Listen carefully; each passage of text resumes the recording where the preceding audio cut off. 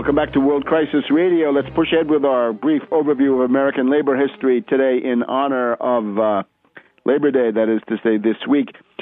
Post-war, then, Truman does what he can to break the back of the labor movement, doesn't succeed, but causes a lot of trouble. And that damn Taft-Hartley Act is still there, biggest single barrier to raising living standards nationwide. It permits the race to the bottom, meaning the runaway shop that goes south.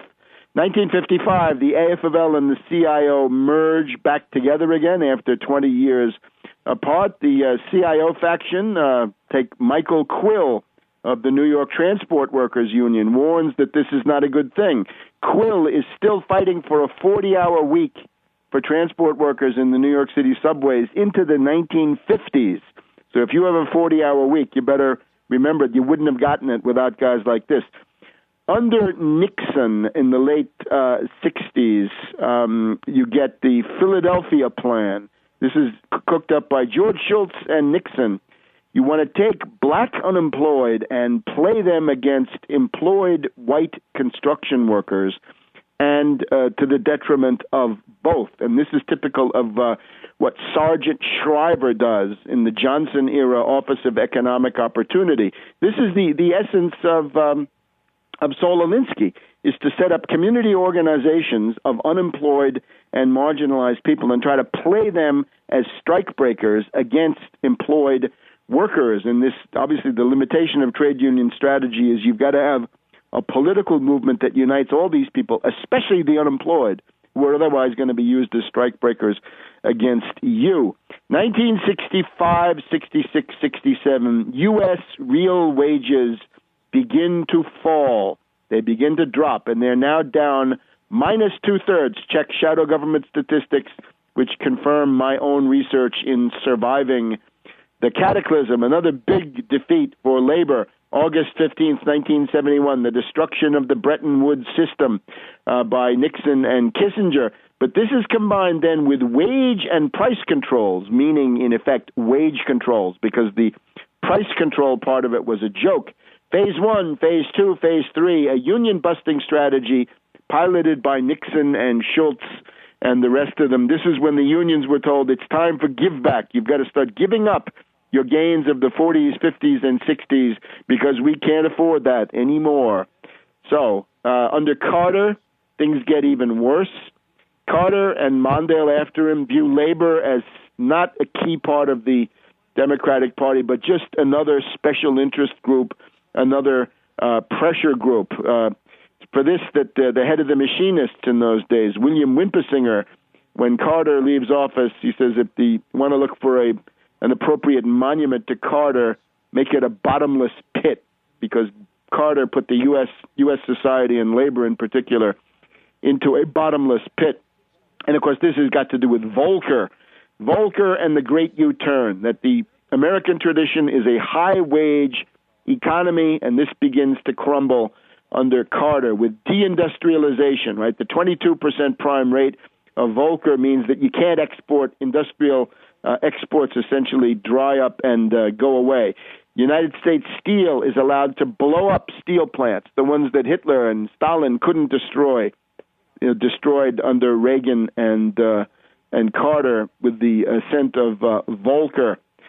So the sweatshop, the runaway shop, free trade, also deregulation beginning under Carter, the deregulation of trucking and airlines with tremendous negative impact on working conditions. And then the critical moment, where does we have after August 15th, 1971, we've got a retreat, and it becomes a rout in 1981 with reactionary Ron Reagan busting the Professional Air Traffic Controllers Union. They went on strike, and Reagan fired them all. At that point, we should have had a general strike of the entire labor movement and its allies to stop reactionary Reagan in his filthy tracks. But no, we had Lane Kirkland as the head of the AFL-CIO, and nostalgic for the Confederate States of America, who went around boasting, I never walked a picket line.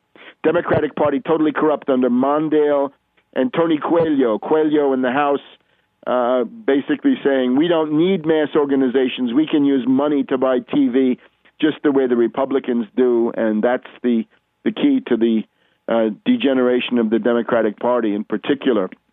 So Reagan busts Patco, 1981, and it's been downhill since then, and it went downhill all during the Reagan years. When Clinton comes along, would there be any improvement? No, because it's Clinton-Gore, and they're pushing NAFTA and GATT and WTO.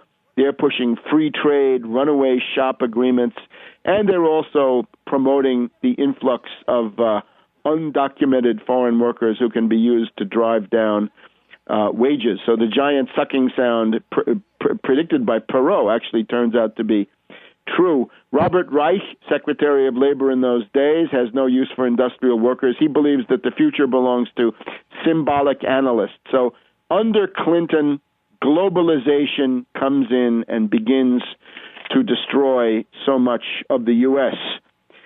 Under Bush, a terrible time for labor. I think the labor secretary is Elaine Chao. I think that's Phil Graham's wife, if I'm not mistaken. Union buster, anti-worker.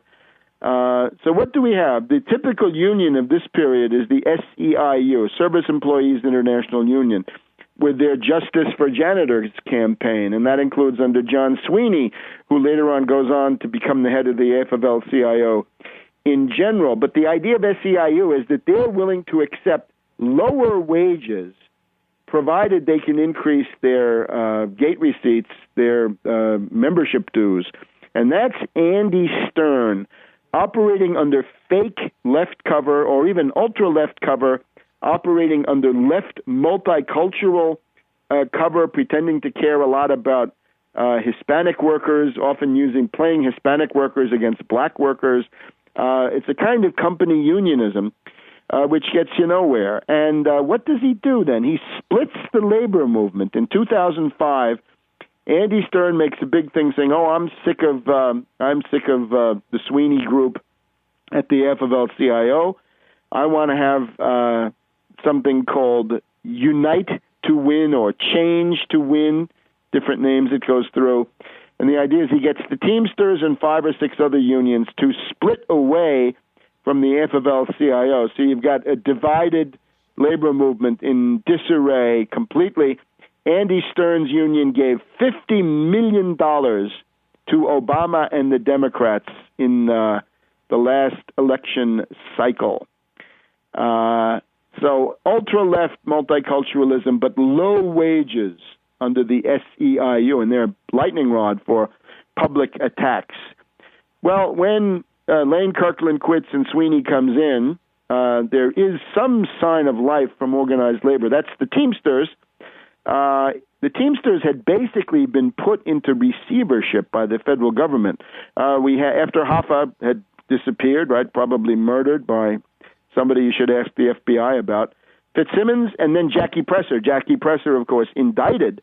And then the creation of an independent review board, meaning a group of government stooges who could kick anybody out of the Teamsters that they wanted. And the interesting story is Ron Carey comes in as a reform candidate in the Teamsters, Teamsters for a Democratic Union, TUD. So the reformers bring in Ron Carey. He successfully prosecutes the strike against the United Parcel Service, UPS, in 1997. But as soon as he succeeds, as soon as he shows that he's willing to fight, he's fired by the Independent Review Board, meaning the Justice Department and the FBI. So now we have Hoffa Jr. coming in and playing ball, I guess. Back in a minute on World Crisis Radio.